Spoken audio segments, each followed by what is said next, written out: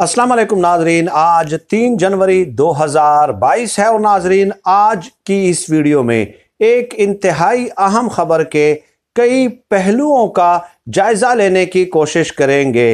नाजरीन, गुज़श्ता कुछ अरसे से नवाज शरीफ साहब की डील के हवाले से इतलात फैलाई जाती रही हैं, लेकिन अब मामलात कुछ उलझते हुए नज़र आते हैं। सऊदी अरब की अहम तरीन सफारती शख्सियत की लंदन में नवाज शरीफ साहब से एक नहीं बल्कि 2-3 बार मुलाकात हो चुकी है। इसके असल हकाइक क्या हैं और पसे पर्दा क्या कुछ चल रहा है? क्या इस्टेब्लिशमेंट मान गई है? इस्टेब्लिशमेंट नवाज शरीफ साहब को डील देने पे रजामंद हो गई है या नहीं हुई? ये तमाम तर पहलू आज की इस वीडियो में हम तफसीली तौर पे डिस्कस करेंगे।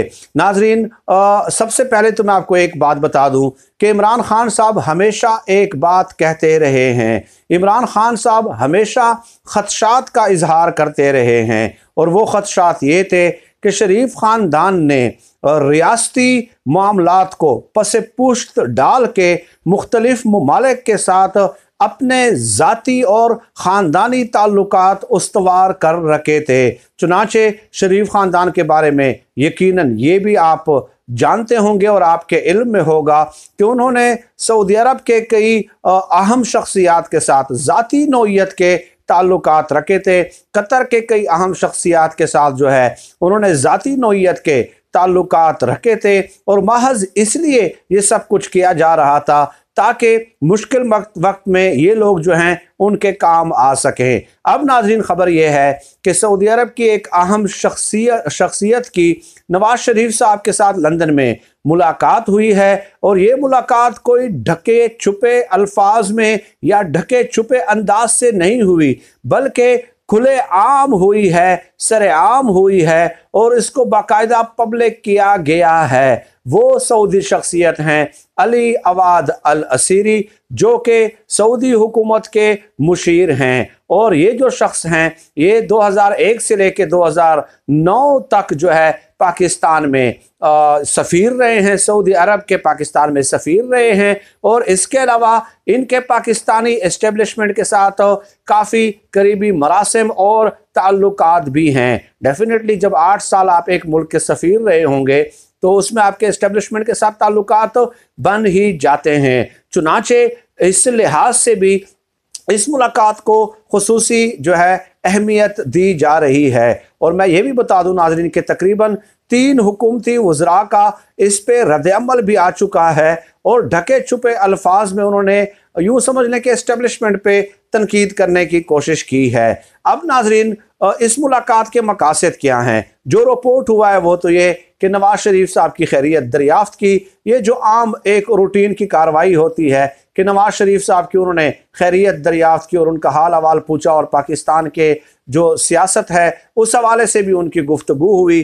तो इस तरह की बातें हर एलामिये में आपको सामने नज़र आती हैं, लेकिन पसे पर्दा काफ़ी डिटेल्ड जो होती है डिस्कशन हो जाती है।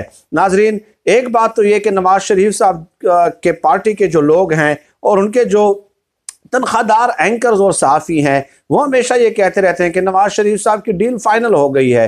गुज़श्ता तकरीबन 1 साल से वो यही राग एलाप रहे हैं। अब पहला सवाल ये उठता है कि अगर नवाज शरीफ साहब की डील फाइनल हो गई है तो फिर नवाज शरीफ साहब को सऊदी अरब की अहम तरीन शख्सियत के साथ मुलाकात करने की क्या ज़रूरत थी? इससे ये ज़ाहिर होता है कि नवाज शरीफ साहब ने पहले जो इल्ज़ामात लगाए पाकिस्तान के रियासती सिक्योरिटी इदारों के सरबराहान पे, उसके बाद मोहम्मद ज़ुबैर साहब को भेजा। कई जो चैनल्स हैं नवाज शरीफ साहब ने बैकडोर्स इस्तेमाल किए, लेकिन तमाम हरबों और हथकंडों में उन्हें नाकामी हुई। चुनांचे अब नवाज शरीफ साहब ने अपने ज़ाती ताल्लुकात को इस्तेमाल करते हुए सऊदी अरब से मदद लेने का फ़ैसला किया है। इससे ये ज़ाहिर होता है कि कहीं ना कहीं डेडलॉक इस्टेब्लिशमेंट और नवाज शरीफ साहब के दरमियान मामला तय होने में रह गया है और इस्टेब्लिशमेंट अब नवाज शरीफ साहब पे एतबार करने के लिए तैयार नहीं है। चुनाचे बतौर जामिन वो सऊदी अरब को दरमियान में डालना चाहते हैं, शराइत मनवाना चाहते हैं, कुछ गिव एंड टेक करना चाहते हैं। इससे डेफिनेटली ये जाहिर होता है कि इस्टेब्लिशमेंट क्या मान गई है, तो इससे ज़ाहिर होता है कि इस्टेब्लिशमेंट नहीं मानी है। इसलिए नवाज शरीफ साहब को इस मुलाकात की ज़रूरत महसूस हुई है। अब नाजरीन, 2-3 सूरतें हैं जो कि ज़राए के हवाले से मैंने कन्फर्म की हैं। एक खबर तो यह है कि नवाज शरीफ साहब के साथ चूंकि काफ़ी डिटेल्ड डिस्कशन हुई है अली अवाद अल असीरी की, और ये 1 to 1 हुई है, और इससे पहले जो मुलाकात हुई थी उसमें इसहाक डार साहब भी मौजूद थे, और लंदन में सऊदी अरब का जो सफारत खाना है उनके कुछ सफारती लोग भी वहाँ पे मौजूद थे, हुसैन नवाज वगैरह भी मौजूद थे पहली मीटिंग में। लेकिन जो नई मीटिंग हुई है उसमें 1 to 1 मुलाकात हुई है। अब मुमकिन तौर पे ये हो सकता है कि अली अवाद अल असीरी पाकिस्तान तशरीफ़ लाएं और पाकिस्तान के मुक़्तदर हलकों के हाई ऑफिशल से इस हवाले से जो है ना वो मुज़ाकरात करें, शराइत पेश करें, क्या गुफ्तगू हुई और किन किन नुकात पे जो है वो मामला तय पा सकते हैं। दूसरी सूरत ये हो सकती है कि वो खुद पाकिस्तान ना आए, बल्कि अली अवाद अल असीरी सऊदी अरब का जो सफारत खाना है पाकिस्तान में वहाँ तक ये तमाम इतलात पहुँचाएँ, और सऊदी सफ़ीर जो है वो मुक़्तदर हलकों के नुमाइंदों या हाई ऑफिशल से गुफ्तगू कर ले। चुनाचे ये एक रुख जो है उसका डेफिनेटली ये बहरहाल मौजूद है। इससे साबित होता है कि नवाज शरीफ साहब मुसलसल कोशिश में हैं, और वो ये भी साथ साबित करना चाहते हैं कि वो वोट को इज्जत दो के बयानिए से पीछे नहीं हट रहे, लेकिन अपने दोस्त ममालिक के जरिए इस्टेब्लिशमेंट को जामिन बनाकर वो दरअसल अपने वोट को इज्जत दो का जो नारा है उससे अमलन दस्तबरदार हो चुके हैं। अब नाज़रीन, कई हुकूमती वज़रा ने ढके छुपे अल्फाज में ये कहा है कि कौन मुज़ाकरात कर रहा है, कौन डील देगा नवाज शरीफ साहब को। ना हुकूमत हमारी है, हमसे पूछे बगैर कोई डील दे सकता है।